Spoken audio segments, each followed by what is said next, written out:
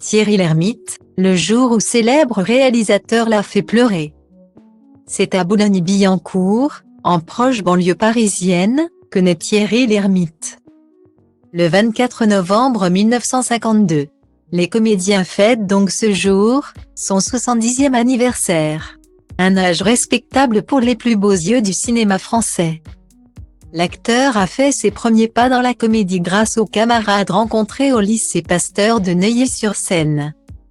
Michel Blanc, Christian Clavier et Gérard Jugnot, excusez du peu.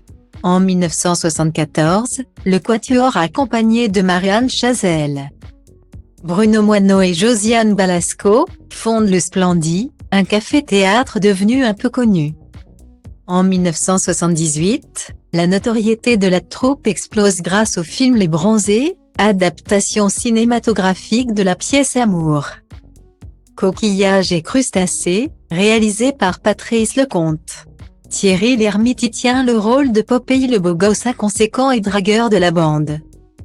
Un personnage à 1000 lieues du vrai Lhermitte, époux épanoui de la belle Hélène, dont il est inséparable, et avec laquelle il a eu 3 enfants. Avec ses camarades, il enchaîne les succès au début des années 1980, Les Bronzés font du ski, Le Père Noël est une ordure. C'est le même succès en solo. Il cartonne dans La femme de mon pote, Les ripoux ou Un Indien dans la ville. Une carrière comme un rêve? Pas vraiment. En 2021 dans la revue Schnock, le réalisateur et scénariste Francis Weber dévoile les coulisses du tournage du Dîner de cons et révèle que le film a été une incroyable tannée pour son acteur principal, avec lequel le réalisateur s'est montré féroce. Il n'était pas dirigé avec ses copains du Splendid. On les laissait faire leur truc, il savait où étaient allés rire.